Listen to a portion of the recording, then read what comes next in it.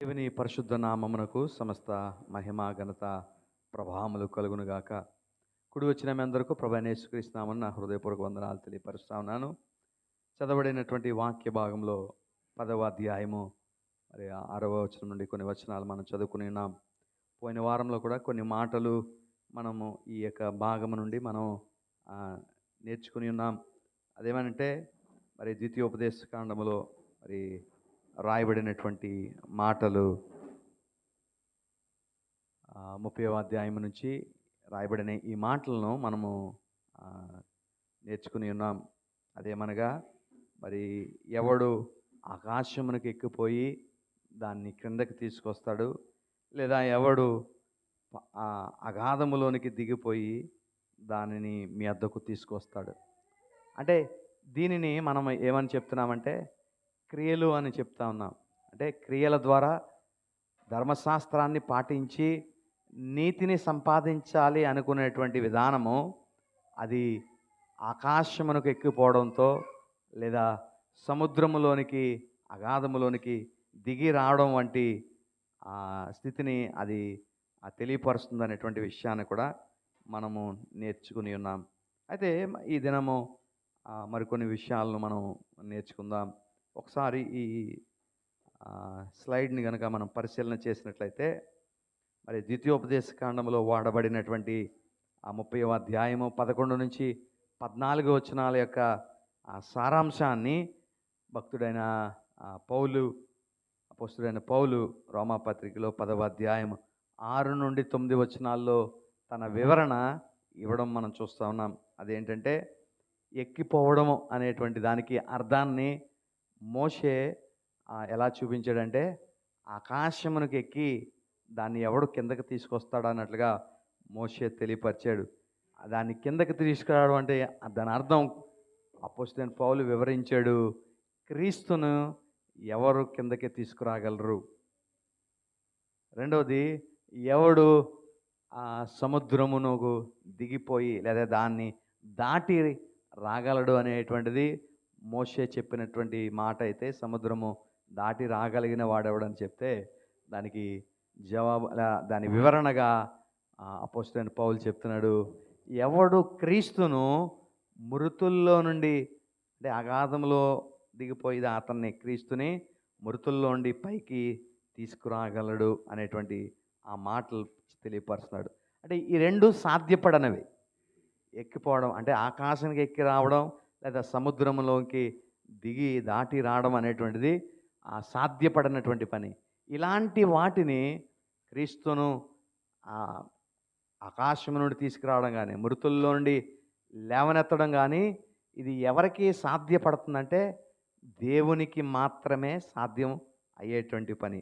కాబట్టి నీతి అనేటువంటి విషయము మనుషులు ఎవరి ద్వారా ఇది కలిగేది కాదు, మనుషుల క్రియల ద్వారా ఇది కలిగేటువంటిది కాదు. అది దేవుడు ఉచితంగా తన కృప ద్వారా విశ్వసించే వారికి ఇది అనుగ్రహిస్తున్నాడు అనేటువంటి మాటలు తెలియపరిచాడు.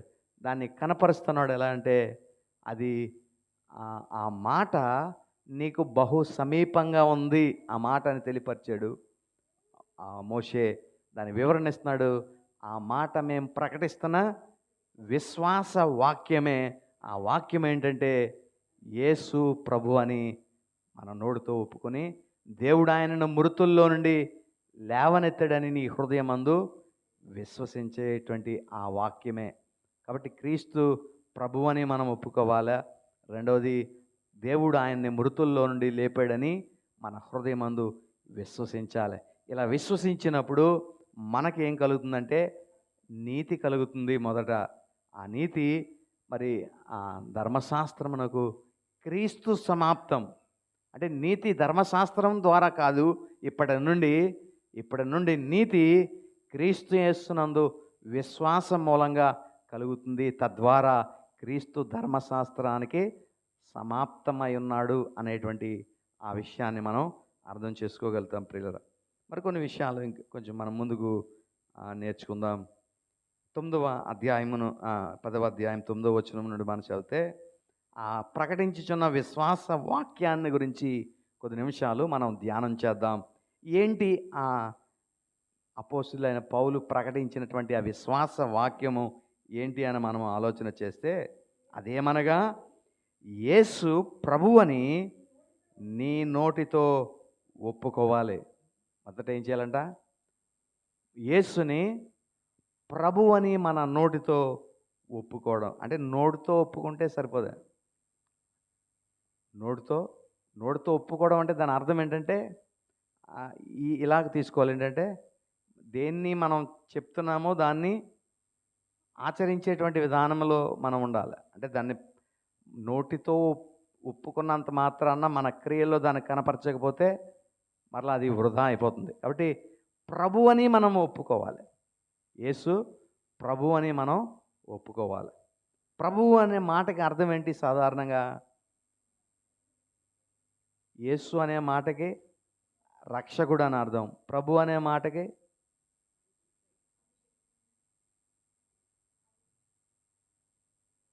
అభిషక్తుడికి ఇంకా పర్యాయ పదం ఇంకా వాడగలిగితే ఎవరిని అభిషేకిస్తారు? సాధారణంగా రాజుని అభిషేకిస్తారు. అంటే ప్రభు అంటే పరిపాలకుడు, పరిపాలించేవాడు ప్రభువు అని మనం అర్థం చేసుకోవాలి. ప్రభుని పరిపాలించేవాడు అనేటువంటి మాట. అంటే యేసును ప్రభు అని నీవు ఒప్పుకుంటున్నావంటే అర్థం ఏంటంటే ఆయన నీ మీద ఆధిపత్యం చేయడానికి, ఆయన నీ మీద ఏలుబడి చేయడానికి నీవు అంగీకరిస్తున్నావు. నీ ఏలుబడికి, నీ చిత్తానికి, నీ నీ మాటలకు నేను విధేయత చూపిస్తున్నాను అని మనం ఒప్పుకోవడమైనటువంటి విధానాన్ని అది తెలియపరుస్తూ ఉంది. యేసు ప్రభు అని మనం ఒప్పుకోవడం. ఇక్కడ కొన్ని విషయాలు మనం అర్థం చేసుకోవాలి. ప్రభు అనే మాటను మనం చాలా సులువుగా వాడేస్తూ ఉంటాం. ప్రభు అనే మాటని, ప్రభు అనేటువంటి మాట మన జీవితాల్లో మనం కనపరచగలిగితే, ప్రభువుని నేను క్రీస్తు నాకు ప్రభు అని మనం చెప్తున్న మాటను కనుక నిజంగా అంగీకరిస్తే, నిజంగా దాని ప్రకారం మనం జీవిస్తే చాలా మరి మేలు మన ఆత్మీయ జీవితాలకు కలుగుతుంది ప్రియులారా. కానీ ఊత పదంలాగా దాన్ని మనం వాడేస్తూ ఉన్నాం. ప్రభు అని మనం చాలా సులువుగా ఉపయోగిస్తూ ఉంటాం. ఉదాహరణకి ఇలాగా ఆలోచన చేద్దాం. ఇప్పుడు మనకి ఒక ఇల్లు ఉందనుకోండి. ఇంటికి మనం ఏం కడతా ఉంటాం? ప్రభుత్వం వాళ్ళు మనకి ఇల్లు ఉందని చెప్పి మనకి ఏమేస్తారు? పన్ను వేస్తారు, ట్యాక్స్ వేస్తారు. అయితే ఈ ట్యాక్స్ మనం కడుతున్నాం అంటే దాని అర్థం ఏంటి? పన్ను మనం కడుతున్నాం అంటే అర్థం ఏంటి? ఆయన అధికారానికి నేను ఒప్పుకుంటున్నాను అని అర్థం. ప్రభుత్వ అధికారానికి నేను తలొగ్గుతున్నాను, ప్రభుత్వ అధికారానికి నేను లోబడుతున్నాను, కాబట్టి నేను ఈ ట్యాక్స్ కడుతున్నాను అనే అర్థం ఇస్తుంది వాస్తవంగా. అయితే ప్రభు అని మనం నోటితో మనం ఒప్పుకుంటున్నప్పుడు ప్రభువుకి తగ్గ గౌరవాన్ని, ప్రభువుకు తగ్గ మహిమను, ప్రభువుకు తగ్గ ఘనతను మనం ఆయనకి ఇవ్వగలగాలి. ఇప్పుడు నీ అధికారికి నీవు ఎలా ఘనపరుస్తున్నావు? నీ అధికారికి నీవు ఆయన్ని ఎలాగా మనం గౌరవిస్తున్నామంటే ఆయనకి లోబడడం ద్వారా. వాళ్ళు వేసిన ట్యాక్స్కి నీ అధికారానికి నేను ఒప్పుకుంటున్నాను, ఇదిగో నేను ట్యాక్స్ కడుతున్నానని ఆయన అధికారానికి మనం ఒప్పుకుంటున్నాం. పూర్వము ఇలాగా మనం ఆలోచన చేద్దాం. రాజుల్ని ఎవరైనా కలవాలంటే, ఇప్పుడు కూడా లేకపోతే ఎవరన్నా అధికారులను కలాలనుకున్నప్పుడు అలా ఏం చేస్తారంటే బహుమానాలు తీసుకుని వెళ్తూ ఉంటారు రాజుని కలిసేటప్పుడు. ఎందుకంటే రాజుకేనా తక్కువ?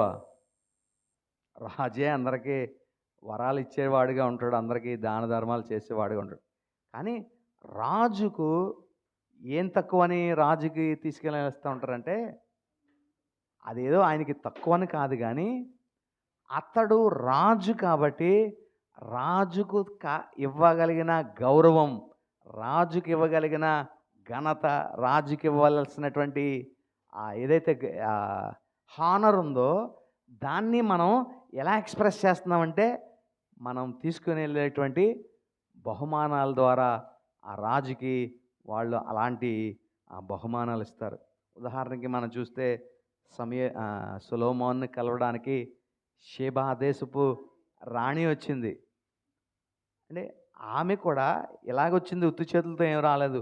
బోళ్ళంతా బంగారాన్ని, విలువైనటువంటి గిఫ్ట్స్‌ని తీసుకొని వచ్చి సొలొమోన్‌కి ఇవ్వడం జరిగింది. ఎందుకంటే అతను ఒక పెద్ద చక్రవర్తిలాగా, మహారాజులా ఉన్నాడు. ఆ రాజు యొక్క ఘనతకి తగ్గట్లుగా వాళ్ళు, ఆ రాణి ఆయనకి బహుమానము తీసుకొని వచ్చినట్లుగా మనం చూస్తున్నాం.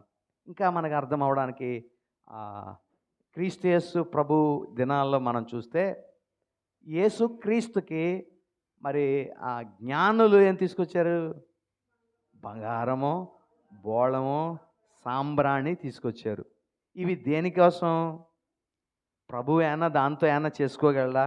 బంగారాన్ని ఏమన్నా చేయగలడా? బోళంతో ఏమన్నా చేసుకోగలడా? సాంబ్రాణి అది దేనికో, దాని అర్థాలు వేరే ఉండొచ్చు. కానీ వాటితో ఈయన చేయగలిగిన స్థితి ఏమీ లేదు. అప్పటికి ఎలా ఉన్నాడు? యేసు శిశువు అయిన బాలుడిగా ఉన్నాడు. పొత్తి గుడ్రలతో ఆ చుట్టబడి పశువుల తొట్టిలో పెట్టినటువంటి పరిస్థితుల్లో ఉన్నాడు. కానీ వాళ్ళు దేనికోసం వచ్చారు? అసలు రావడం యూదుల రాజుగా పుట్టినవాడు ఎక్కడున్నాడు అంటే, వాళ్ళు ఎవరిని చూడడానికి వచ్చారంటే, రాజు పుట్టాడు, ఆ రాజు ఎక్కడున్నాడు అని వాళ్ళు కనుక్కొని వచ్చారు. సరే, రాజును ఇప్పుడు కనుక్కున్నారు. నక్షత్రం కరెక్ట్గా ఆగి చూపించింది వారికి దారి. ఆ రాజుని చూసినప్పుడు వాళ్ళు ఏం చేశారంటే, రాజుకు తగ్గ ఘనత, రాజుకు తగ్గ గౌరవము, రాజుకు తగ్గ ఏదైతే హానర్ ఉందో అది వాళ్ళు తమ గిఫ్ట్స్ ద్వారా, తమ యొక్క బహుమానాల ద్వారా తన యొక్క ఆ రాజుని చెందవలసిన బహుమానము, ఘనతను వారికి, రాజుకి ఆరోపించారు ప్రియులారా. కాబట్టి రాజును ఘనపరచాల్సినటువంటి స్థితి మరి వారు తెచ్చేటువంటి బహుమానాల ద్వారా దాన్ని ఎక్స్ప్రెస్ చేసినట్టుగా మనం చూస్తూ ఉన్నాం. ఇప్పుడు కూడా మనం చర్చెస్లో మనం సాధారణంగా చూస్తూ ఉంటాం, కానుకలు పడతా ఉంటాం కదా మనం అయిపోయిన తర్వాత. నిజంగా వాస్తవానికి కానుకలు మనం ఎవరికి చెల్లిస్తాం? పాస్టర్ గారికా, దేవునికా? దేవునికి అని మనం చెల్లించాలి. అయితే అది సేవార్థమై పాస్టర్ గారు వాడతాడు, అది వేరే విషయం. ఇప్పుడు దేవునికి మనం కానుక సమర్పిస్తూ ఉంటాం. ఎందుకు? దేవునికి ఏమన్నా అవసరమా? దేవునికి ఏం అవసరం లేదు. వెండి నాదే, బంగారం నాదే, ఈ 1000 కొండల మీద ఉన్న పశువులు నాయే, సృష్టించిన సృష్టి యావత్తు దేవునిదే. దీనిలోంచి మళ్ళా దేవునికి ఇచ్చి మళ్ళీ దేవుని ఏం కనపరుస్తాం? దేవునికి అవసరమై ఉండి కాదు మనం ఇచ్చేటువంటిది. దేవుని ఎందుకు మనం దేవునికి ఇస్తున్నామంటే, ఆయన ఎందుకు జ్ఞానులు ఎందుకు ఇచ్చారు బాలుడైన యేసుకంటే, ఆయన రాజుని గుర్తించి రాజుకు చెందవలసిన ఘనతను, రాజుకు తలసిన గౌరవాన్ని రాజుకి వాళ్ళు కనపరిచారు.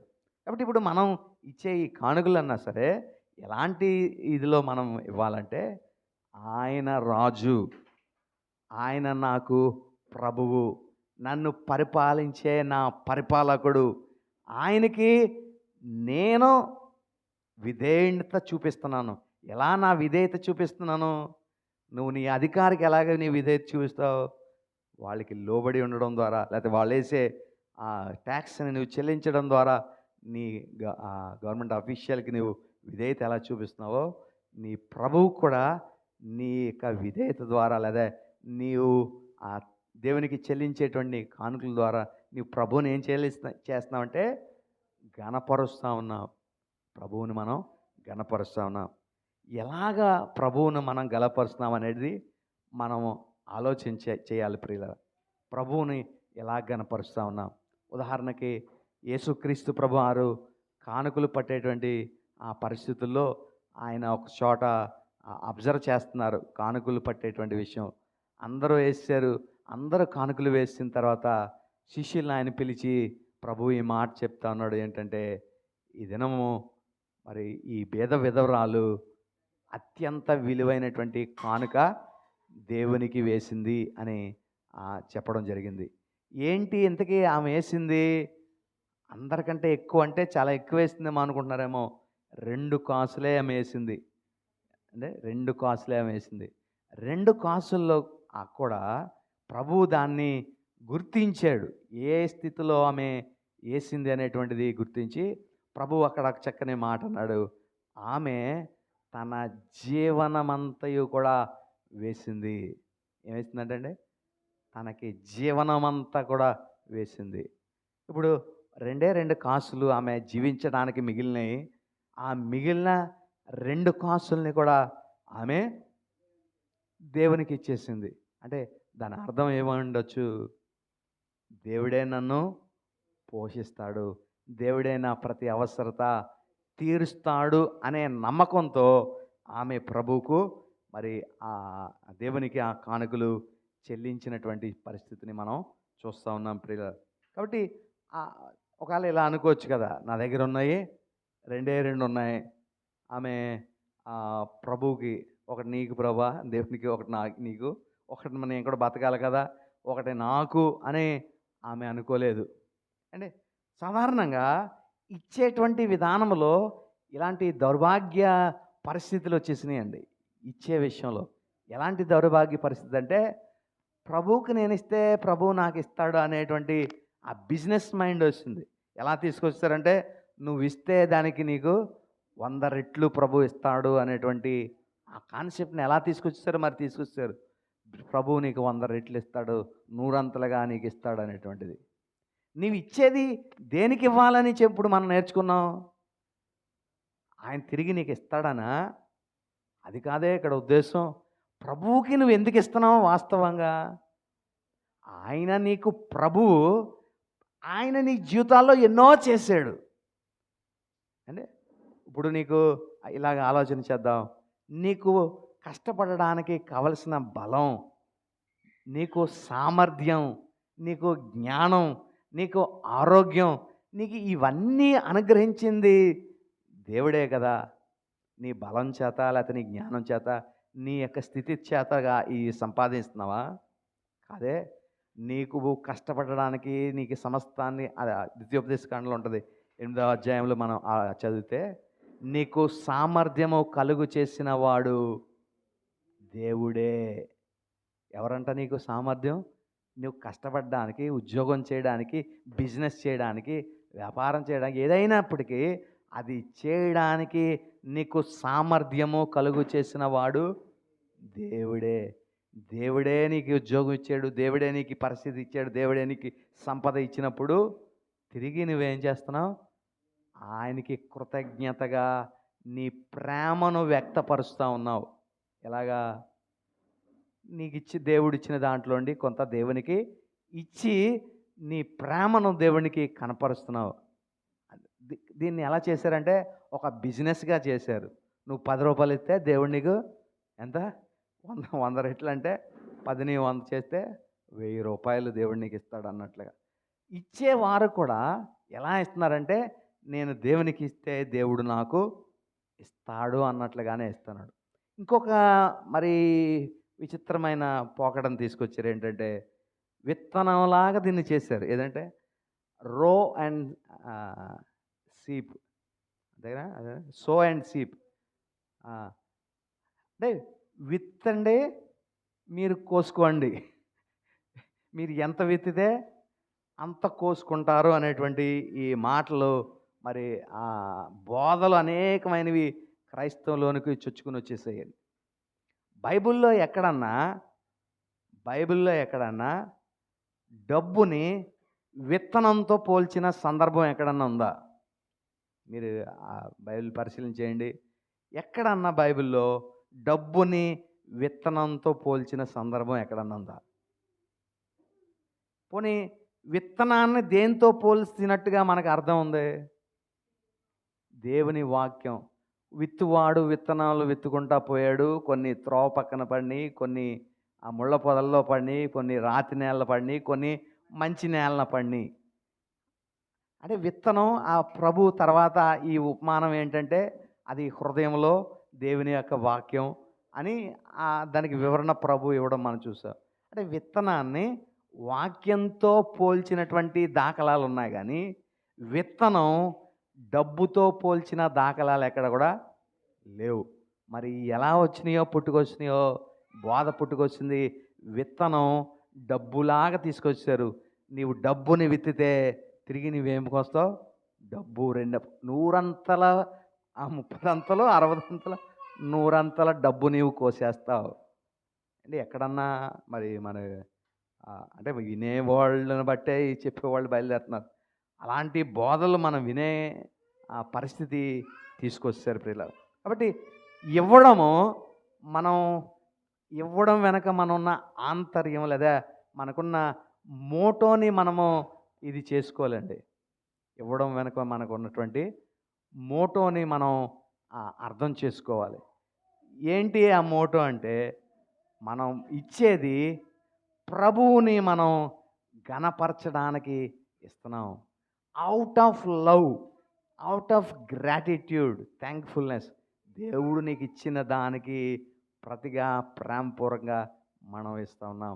అది కూడా ఆయన ఎవరని మనం ఇస్తున్నామంటే, ఆయన రాజుకు చెందవలసిన మహిమ, రాజుకు చెందవలసిన ఘనత, ప్రభావము, గ్లోరీని మనం ప్రభువుకి ఇస్తున్నాం అనుకుని మనం ఇవ్వాలనేది దేవుడు మనకి తెలియపరుస్తున్నాడు. ఇందులోనే కొంచెం మాటలు కొన్ని యాడ్ చేసి మనం ముందుకు వెళ్దాం. లేవియా కాండంలో మరి తీయద్దులేండి, మీకు ఈ మాటలు చెప్తాను. రకరకాలైనటువంటి ఏమంటాం, ఈ ఆఫరింగ్స్ కోసం దేవుడు మాట్లాడినట్లుగా మనం చూస్తున్నాం. లేవియా కాండంలో ఉన్నటువంటి ఆ మాటల్లో, ఆ అర్పణల్లో మొదటి అర్పణ ఏంటంటే బలి అర్పణ, లేదా దహన బలి అర్పణ అర్పించాలనేటువంటివి. 3 రకాలైనటువంటి స్వచ్ఛంద, ఏమంటుంది దాన్ని, అంటే దేని మీద ఆధారపడకుండా స్వయంగా తనకు తాను ఇష్టపడి ఇవ్వాల్సినవి అర్పణలో ఒక 3 ఉన్నాయి. అది మొదటిది ఏంటంటే బర్న్ట్ ఆఫరింగ్, దహన బలి. తర్వాత రెండోది గ్రెయిన్ ఆఫరింగ్. గ్రెయిన్ అంటే దాని అర్పణ అనే మాట చెప్పుకోవచ్చు. లేదా మూడోది పీస్ ఆఫరింగ్, లేదా ఫెలోషిప్ ఆఫరింగ్ అనే మాట ఉంది, సమాధాన బలి. ఇవి 3 కూడా సొంతంగా ఏ ఇది లేకుండా వ్యక్తులు తమకు తాముగా వాలంటరీగా దేవునికి ఇచ్చేటువంటి అర్పణలు ఇవి 3 కూడా. ఉదాహరణకి మొదటిది తీసుకుందాం, బలి అర్పణ తీసుకుందాం. బలి అర్పణ మనం తీసుకుంటే, వారి ఎకనామికల్ స్టేటస్ని బట్టి దేవుడు వారిని బలి ఎలా ఇమ్మన్నాడంటే, నువ్వు ఒకవేళ సంపన్న స్థితిలో ఉంటే నువ్వు ఒక ఎద్దును సమర్పించాలి. బాగా కొంచెం డబ్బులు ఉన్నటువంటి స్థితిలో ఉన్న వాళ్ళైతే, లేదా మిడిల్ క్లాస్ లాంటి వాళ్ళు ఉన్నట్లయితే వాళ్ళకి ఒక గొర్రెను కానీ మేకను కానీ వాళ్ళు బలి అర్పణ ఇవ్వాలి. తర్వాత మూడోది, ఇంకా అంతకన్నా బిలో పవర్టీ లెవెల్లో ఉంటే వాళ్ళు ఇవి ఒక గువ్వనే కానీ ఒక పావురమే కానీ వాళ్ళ దేవునికి అర్పణ ఇవ్వాల్సినటువంటి పరిస్థితి. అది లేవియా కాండం 1వ అధ్యాయంలో ఉంటుంది, మీరు ఇంటికి వెళ్ళాక చదవండి. కానీ ఈ అర్పించేటువంటి ఇవి దేవుడు ఎలాంటివి అర్పించమన్నాడంటే, అందులో కొన్ని ఏమంటాం రూల్స్ కొన్ని ఉన్నాయి అర్పించేటువంటి విధానంలో. అది మగదై ఉండాలి. మొట్టమొదటిగా ఏమవ్వాలంట? మగదాన్నే ఇవ్వాలి. రెండవది, అది ఏమాత్రం డాగు కానీ మచ్చ కానీ జబ్బు కానీ ఇలాంటిది ఏది లేకుండా నీ మందలో ఉన్నటువంటి బెస్ట్ నీవు ఇవ్వాలి.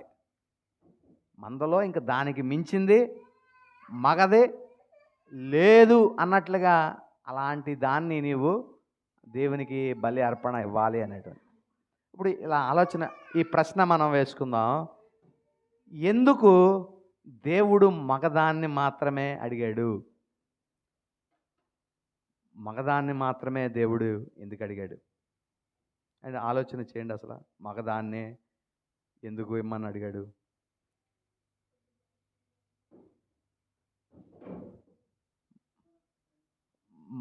మగది ఇవ్వమని దేవుడు కోరడం వెనక దాని అర్థం ఏంటంటే, అది బ్రీడింగ్‌కి ఉపయోగించేటువంటిది. ఏదైతే బెస్ట్ మేల్ ఉంటదో దాన్నే బ్రీడింగ్ కోసం వారు వాడుతా ఉంటారు. అంటే మంద అభివృద్ధి చెందడానికి ఈ శ్రేష్టమైన ఈ మేల్‌నే ఉపయోగిస్తూ ఉంటారు బ్రీడింగ్ కోసం. అందుకనే అది చాలా ప్రాముఖ్యం. ఈ మంద ఎదుగుదలకు, మంద పెరగడానికి ఈ మగదే ఎక్కువ శ్రేష్టమైనదే. దాన్నే ఉపయోగిస్తారు కాబట్టి అదే ఎక్కువ ప్రాముఖ్యమైనటువంటిది. ఇప్పుడు ఇలా ఆలోచన చేద్దాం. ఇది ఒకసారే ఇవ్వాలా? జీవితకాలంలో నీవు ఒక్కసారే కాబట్టి నువ్వు ఇచ్చేయచ్చు అని అనుకోవడానికి లేదు. ఎలాగెలాగా? ఎప్పుడెప్పుడు ఇవ్వాలి? ఏటేటా నువ్వు ఇవ్వాలి. అంటే ప్రతి సంవత్సరం. ఒకవేళ అతడు 60 సంవత్సరాలు బతుకుతున్నాడు అనుకో, 60 ఈ పశువుల్ని నీవు ఇవ్వాలి. 60 నీ మందలోండి పోతున్నాయంటే అవి కూడా ఎలాంటివి? బ్రీడింగ్‌కి సంబంధించినవి, శ్రేష్టమైనవి, అత్యంత ప్రశస్తమైనవి నువ్వు ఇచ్చేస్తుంటే నీ మంద ఇంకేం ఎదుగుతుంది? మేల్స్ అన్నీ నువ్వు ఇచ్చేస్తున్నావు. శ్రేష్టమైనవి బ్రీడింగ్‌కి ఉపయోగించాల్సినవన్నీ కూడా నీవు దేవునికి బలి అర్పణగా ఇచ్చేస్తుంటే నీ మంద ఎలాగ అభివృద్ధి చెందుతుంది? మంద ఇప్పుడు ఎక్కడ ఎందులో పడిందంటే రిస్క్లో పడింది మంద. మంద అభివృద్ధి చెందే విషయంలో రిస్క్లో పెట్టి అతడు ఏం చేస్తున్నాడంటే దేవునికి అర్పిస్తున్నాడు. దీని వెనక ఆంతర్యము ఏంటంటే, దేవునికి నేను ఇస్తున్నాను కాబట్టి దేవుడు నా మందని చూసుకుంటాడు. ఆయనే నా మందని అభివృద్ధి పరుస్తాడు. ఆయనే నా మందని రిప్రొడ్యూస్ చేస్తాడు అని ఆ నమ్మకంతో ఈ దేన్ని కూడా ఆ శ్రేష్టమైన దాన్ని ఇవ్వటానికి వాళ్ళు దేవుడు అది ఉద్దేశించాడనమాట. కాబట్టి ఆ సూత్రం దాని వెనకాల ఇమిడి ఉంది.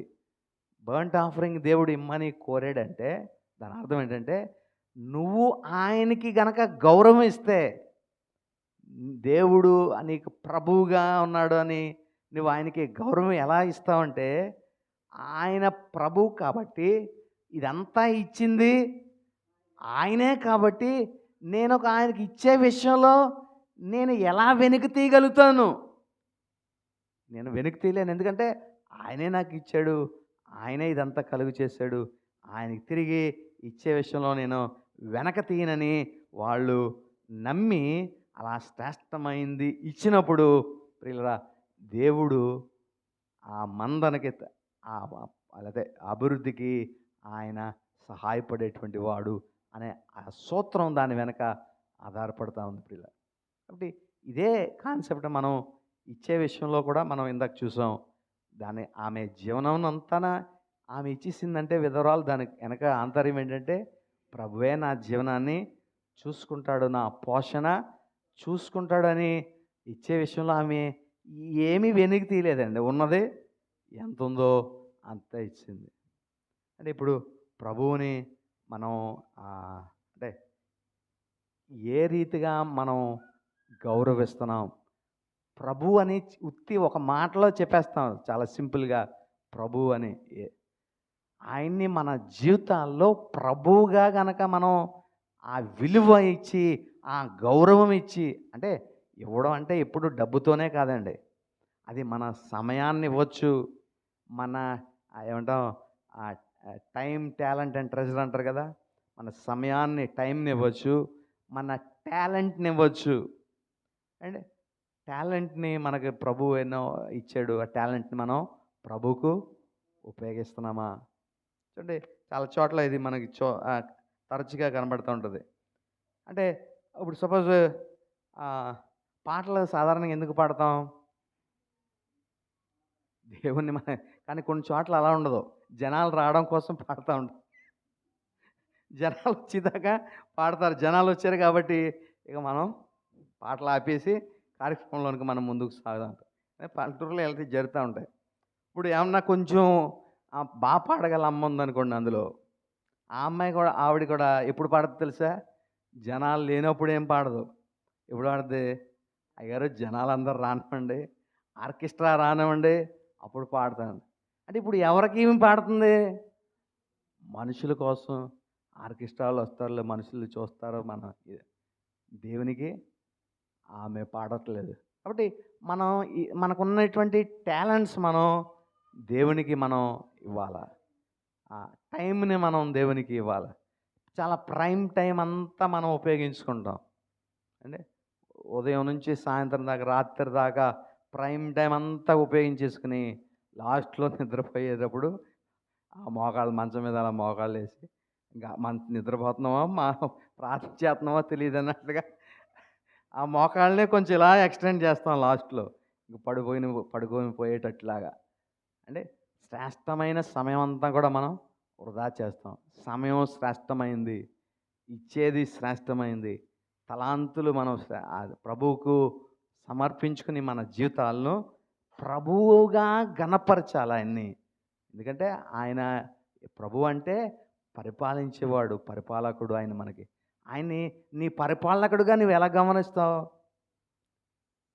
ఇందాక నీ అధికారులను నువ్వు ఎలా గౌరవిస్తున్నావు? వాళ్ళు వేసిన దానికి లోబడి తిరిగి ఆయనకి ఆ ట్యాక్స్ కట్టారు. నువ్వు ప్రభువుకు నీవు ఎలాగా నీ యొక్క గౌరవాన్ని ఇస్తావు అంటే, మొదటిది స్వచ్ఛందంగా నువ్వు, అందుకనే 12వ అధ్యాయంలో రాస్తారు కదా రోమపత్రికలో, సజీవ యాగములుగా నిన్ను నీవు సమర్పించుకోవాలి. అబ్రహాం జీవితంలో చాలా చక్కగా ఈ మాటను మనం చూస్తాం. ఏంటంటే అక్కడ ఒక మంచి మాట ఉపయోగించాడండి దేవుడు. అబ్రహాముకు దేవుడు మాట్లాడి, ఇస్సాకును నువ్వు అర్పణ ఇవ్వాలన్నప్పుడు తీసుకుని వెళ్ళాడు, కట్టెలు పేర్చాడు, దాని మీద కుమారుని పెట్టి ఇలాగా కత్తెత్తబోయిన తర్వాత దేవుని వాక్కు అతనితో మాట్లాడింది, అబ్రహామా దీనిని బట్టి నేను తెలుసుకొనుచున్నాను అనే ఒక మాట ఉంటుంది. నీవు దేవునికి భయపడువాడని ఇందువలన నాకు కనబడుతుంది. ఎందువలన? దానిపైన ఇంకొక మాట ఉంటుంది. ఏంటంటే, నీ ఒక్క కుమారుణ్ణి దేవునికి ఇయడానికి నీవు వెనుతీయలేదు గనక. ఏంటంట? వెనుతీయలేదు. దేవునికి ఇవ్వడానికి, నీ జీవితాన్ని నువ్వు దేవునికి ఇవ్వడానికి నువ్వు వెనుతీయకూడదు. నీ టాలెంట్ని నువ్వు దేవునికి ఇవ్వడానికి వెనుతీయకూడదు. నీ ట్రెజర్ని దేవునికి ఇవ్వడానికి నువ్వు అది ఏదైనా పెట్టండి ఆ ప్లేస్లో, దేవునికి ఇవ్వడానికి దేన్ని కూడా నువ్వు వెనతీయకూడదు. అప్పుడు అబ్రహామును బట్టి దేవుడు చక్కని సాక్ష్యం ఇచ్చాడు. దీనిని బట్టి అంటే, దేన్ని బట్టి అంటే, దేన్ని కూడా నువ్వు దేవునికి ఇవ్వడానికి వెనక తీయలేదు. అది నీ ఒక్క కుమారుని కూడా ఇవ్వడానికి వెనక తీయలేదు. కాబట్టి దీన్ని బట్టి నేను తెలుసుకుంటున్నాను, నీవు నాకు భయపడువా ప్రభు అని. అలాగ మనం ఆయన్ని గౌరవించాలి. ఎలాగా? మనం ఏ విషయంలో కూడా ప్రభువుని గణపరిచేటువంటి విషయంలో దేంట్లో కూడా మనం వెనక తీయకూడదు. ఆయన గౌరవించే విషయంలో, ఆయనకి మహిమ తీసుకొచ్చే విషయంలో, దేని విషయంలో కూడా మనం వెనక్కి తీయకుండా దేవుణ్ణి మనం గణపరచాలనేది దాని ఉద్దేశం ప్రియుల. కాబట్టి ప్రభు అన్న మాట ఎంత చెప్పినా అది సరిపోదండి ప్రభువుని గౌరవించేయాలన్నటువంటి విషయంలో. కాబట్టి యేసు ప్రభు అని మన నోటితో మనం ఏం చేయాలా? అది నోటితో పలికేయడం కాదండి ప్రభు అని, దాన్ని మన చేతలతో మనం చూపించాలి. ఈయన నా ప్రభు, నా పైన పరిపాలన చేస్తున్నవాడు, నాకు రాజు ఈయన అని మనము ఆయన్ని గుర్తించవలసినటువంటి వారమై ఉన్నాం ప్రియులరా. ఈ యేసు అనేటువంటి ఈ రక్షకుడు ఇశ్రాయేలీయులకి, అందుకనే ఆయన చనిపోయేటప్పుడు కూడా ఆయన పైన ఒక పలక రాయించి పెట్టారండి. ఆయన యూదుల రాజు అని పేరు పెట్టి సిలువకి కట్టారు ప్రియులరా. కాబట్టి ఈయన రాజు. దొంగ రక్షింపబడడానికి కూడా అదే కారణము. మనం చూస్తే ఆయన పలికినటువంటి మాటలో ఒకటి మనం చెప్తాం కదా, సిలువ ధ్యానాల్లో ధ్యానిస్తూ ఉంటాం. యేసు, నీవు నీ రాజ్యంతో వచ్చినప్పుడు నన్ను జ్ఞాపకం చేసుకో. అంటే ఎవరికి రాజ్యం ఉంటుంది? రాజు అయితేనే అతనికి రాజ్యం ఉంటుంది. ఈయన తల మీద ఏమని పేరు పెట్టారంటే యూదుల రాజు.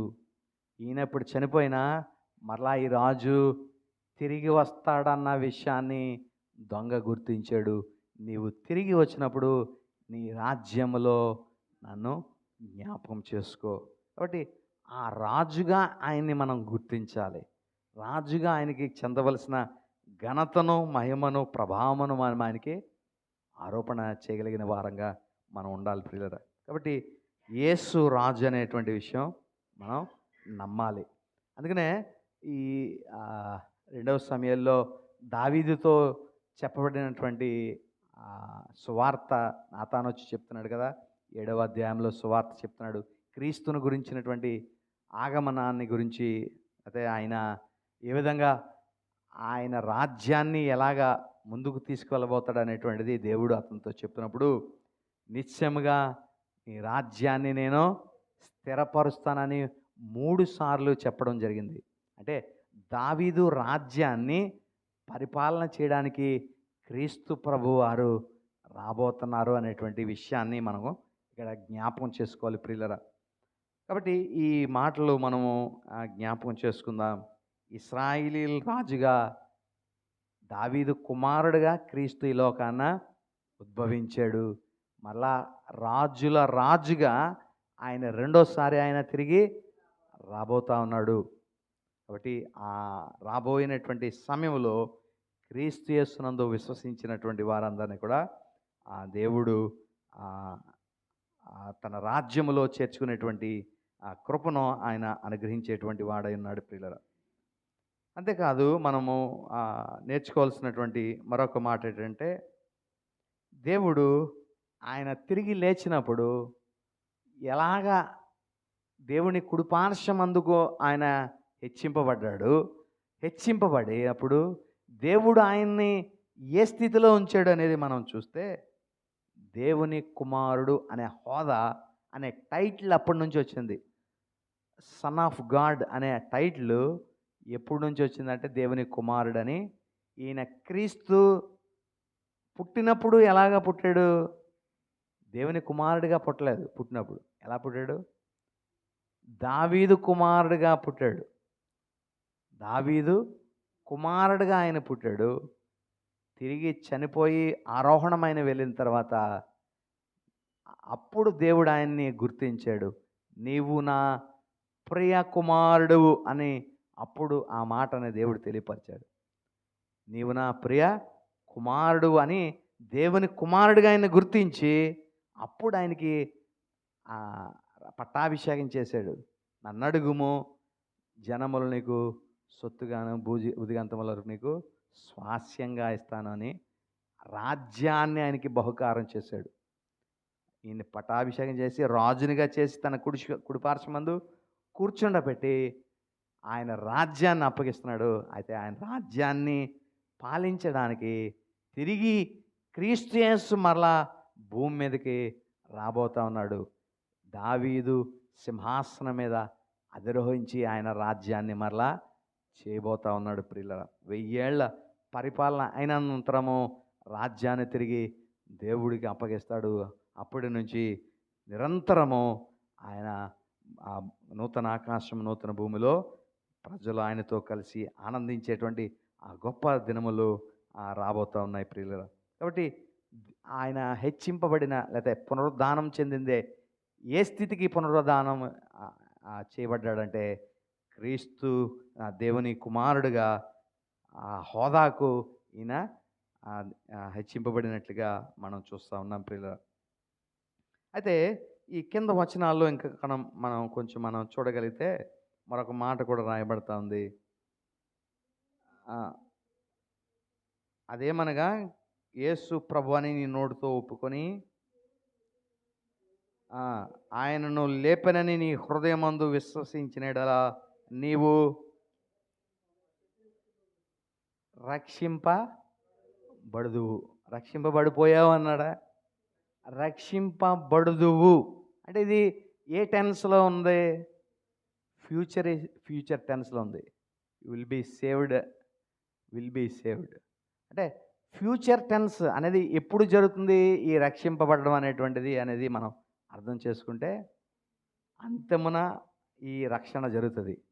అసలు రక్షణ మన దేనికోసం అని కూడా మనం చెప్పుకున్నాం చాలాసార్లు. ఏంటంటే రాబోయే ఉగ్రత ఒకటి ఉంది. ఆ ఉగ్రత నుండి నేను తప్పింపబడి క్రీస్తు రాజ్యానికి మనమందరం డెలివరెన్స్, విడుదల చేయబడడమే రక్షణ అనేటువంటిది మనం అర్థం చేసుకోవాలి. కాబట్టి రాబోతున్న ఉగ్రత అది అందులో గనక పాలైతే నిత్య నరకము, అందులోంచి గనక తప్పింపబడగలిగితే క్రీస్తుతో నిత్యము జీవము కలిగి ఉన్న వారమవుతాం. కాబట్టి ఇది ఎప్పుడు జరుగుతుంది? క్రీస్తు వస్తేనే కానీ అది జరగదు. కాబట్టి రక్షింపబడదు అనేటువంటి ఈ మాట అంతమునకు సంబంధించింది. రక్షణ అంతమున జరిగేది. కాబట్టి చాలామంది ఎంతమంది రక్షింపడ్డారంటే అందరూ చేతులు లేవేస్తుంటారు. ప్రియులరా, వాస్తవానికి రక్షణ అనేటువంటిది ఆ ఉగ్రత నుండి, రాబోయే ఉగ్రత నుండి తప్పింపబడి క్రీస్తు రాజ్యంలోనికి మనల్ని డెలివరెన్స్ చేయబడ్డమే, విడుదల చేయబడ్డమే రక్షణ అనేటువంటిది మనం జ్ఞాపకం చేసుకోవాలి. అప్పుడు మనం రక్షింపబడతాం. ఇశ్రాయేల్ జీవితాల్లో కూడా మరి ఆ మాటనే దేవుడు తెలియపరిచాడు. యోవేలు యొక్క ప్రవచనాన్ని ఇక్కడ మనం కింద వచనాల్లో మనం తెలియపరచడం చూస్తాం. ఏంటంటే యోవేలు గ్రంథంలో ఉండి 2వ అధ్యాయాన్ని మనం చూడగలిగితే, యోవేలు గ్రంథము 2వ అధ్యాయము అక్కడ ఒక మాట ఉంటుంది. ఆ దినమున ఆయన నామమందు ప్రార్థించే వారందరూ కూడా ఆఖరి వచనం మనం చదువుదాం. 32 చదువుదాం. ఫస్ట్ నుంచి చదువుదాం. యెహోవా సెలవిచ్చినట్లు సీయోను కొండ మీదను యెరూషలేమును తప్పించుకుని వారందరూ శేషించిన వారిలో ఆ దినమున యెహోవా నామమును బట్టి ఆయనక ప్రార్థన చేయి వారందరూ రక్షింపబడుదురు. కాబట్టి ఇదే టెన్స్ వాడబడుతుంది. ఇక్కడ కూడా రక్షింపబడుదురు. ఇక్కడ కూడా 10వ అధ్యాయంలో మన 10వ వచనంలో 9 ఆఖరి వచనంలో కూడా నీవు రక్షింపబడుదువు. ఇందాక 13 కూడా చదివాం కదా. 10వ అధ్యాయం 13. ఎందుకనగా ప్రభువు నామమును బట్టి ప్రార్థన చేయవాడెవడో వాడు రక్షింపబడును. ఇది కూడా యోవేలులోంచి తీసుకున్న ఈ మాటను మనం ఇక్కడ చదువుతా ఉన్నాం. కాబట్టి రక్షణ అనేటువంటిది ఫ్యూచరిస్టిక్, భవిష్యత్తులో జరగబోయేటువంటి ఒక ఘట్టము. అది క్రీస్తు యేసు రాకడతో ముడిపడినటువంటిది అనేది మనం జ్ఞాపకం చేసుకోవాలి ప్రియులారా. కాబట్టి ఆ దినము కొరకు మనం ఏం చేయాలంటే ఆ రక్షణలో మనమందరము పాల్గొనాలి అంటే, రక్షణ మనందరికీ కలగాలి అంటే మనం చేయవలసింది ఏంటంటే ప్రభువు యేసు ప్రభు అని మన నోటితో ఒప్పుకోవాలి. దేవుడు మృతుల్లో నుండి ఆయన లేపెనని మన హృదయమందు విశ్వసించాలి. కాబట్టి నోటితో ఒప్పుకోవాలి, హృదయమందు విశ్వసించాలి. చాలా చోట్ల చాలా సింపుల్గా దీన్ని ఉపయోగించడం మనం చూస్తాం. ఎలాగా మీటింగ్స్ పెట్టేస్తారు. మీటింగ్ పెట్టగానే ఎవరు మీ జీతాలు సమర్పించుకున్నారో అని చేయతానంటే అందరూ చేయలేస్తారు. చేయలెత్తిన వారందరూ ఎదరికి వచ్చాయండి అంటే అందరూ ఎదరికి వెళ్ళిపోతారు. మీరు ఇప్పుడు ఈ మాటలు చెప్పండి, యేసు నా ప్రభు అని ఒప్పుకోనంటే అందరూ యేసా నీవు నా ప్రభు, నీ హృదయం అందిస్తున్నావా అంటే విశ్వసిస్తున్నావు, ఆమేన్ దేవుడు నిన్ను రక్షించాడు అంటే ఇది కాదండి. వాస్తవానికి దీని వెనక చాలా గొప్ప ఆంతర్యం ఉంది. ప్రభు నీ నోటితో ఒప్పుకోవడం అంటే అది ఏదో మాటతో చెప్పేసినంత సులువైన పని కాదు. యేసుని ప్రభు అని ఒప్పుకోవడం, దానికి తగ్గ గౌరవం, దానికి తగ్గ ఏదైతే హానర్ ప్రభువుకు నీవు ఇవ్వాలో అది నీ జీవితాలు నువ్వు సమర్పించుకోవడం. హృదయమందు విశ్వసించడం అంటే మరే విధమైనటువంటి అవిశ్వాసము నీకు ఉండకూడదు. ప్రభువు నిన్ను మృతుల్లో నుండి లేపాడు అనేటువంటిది ఎలా నమ్మాలంటే, ఒక దినాన నేను చనిపోయినా దేవుడు క్రీస్తుని లేపినట్లుగానే దేవుడు నన్ను కూడా లేపుతాడు, నేను కూడా క్రీస్తుతో పాటు యుగయుగములో ఆయనతో ఆనందిస్తాననేటువంటి విశ్వాసము దీనిలో ముడిపడి ఉంది ప్రియులారా. కాబట్టి సులువైన మాటలుగా ఇది మనం తీసుకొనొద్దు. ఇది మన జీవితాల్లో మనం ఎంతో ప్రభువు అని ఒప్పుకోవడం, హృదయాల్లో విశ్వసించడం అనేటువంటిది చాలా కీలకమైన విషయాలుగా మనం గుర్తించి క్రీస్తు యేసునందు అట్టి పరిపూర్ణమైన విశ్వాసం మనం ఉంచినప్పుడు ప్రభువు మనల్ని కూడా అంత్యదినమున లేపేటువంటి వాడై ఉన్నాడు. అట్టి విశ్వాసం కలిగిన వారమై క్రీస్తు కొరకు మనం కనిపెడదాం, ప్రార్థన చేసుకుందాం. కృపా కనికరముగల మా ప్రియ పరలోక తండ్రి, కొద్ది నిమిషాలు మీ వాక్యాన్ని మేము ధ్యానం చేయడానికి మీరు మాకు ఇచ్చినటువంటి కృప కొరకు వందనాలు చెల్లిస్తున్నాం.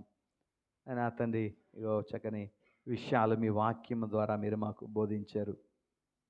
క్రీస్తు ప్రభు అని, అయినా తండ్రి, యేసు ప్రభు అని మా నోటితో మేము ఒప్పుకోవడం, అయినా తండ్రి, మీరు క్రీస్తుని లేపారని, మృతులలో నుండి లేపారని మా హృదయమందు మేము విశ్వసించినప్పుడు అప్పుడు మేము రక్షింపబడతామని మీరు మాకు తెలియపరిచారు. అట్టి విశ్వాసము మేము మా హృదయంలో కలిగి ఉండడానికి సహాయం దయచేయండి. అవిశ్వాస స్థితి మాలో ఎవరిలో ఉండకుండా నీవు క్రీస్తుని మృతుల్లో లేపేవని 100కి 100 పాళ్ళు అట్టి నమ్మకం మేమందరం ఉంచడానికి సహాయం దయచేయండి. ఆయన్ని ప్రభువుగా మా జీవితాల్లో మేము కనపరచగలడానికి సహాయం దయచేయండి. అయ్యా, ప్రభువు అనే పరిపాలకుడు, ఆ ప్రభువుకి చెందవలసిన ఘనతను, మహిమను, ప్రభావము మా జీవితాల్లో నిత్యము మేము కనపరచగలిగినటువంటి కృపాభాగ్యాన్ని మీరు మాకు దయచేయమని, మరి నా తండ్రి, విత్తబడిన ఈ వాక్యం మా వినికిడిలో ఫలింపచేసి వాక్యానుసారంగా మేము జీవించడానికి కావలసిన కృపా సహాయములు మీరు మాకు దయచేయమని యేసుక్రీస్తు పరిశుద్ధ నామమున ప్రార్థించి వేడుకొంచున్నాము తండ్రి. ఆమేన్, ఆమేన్.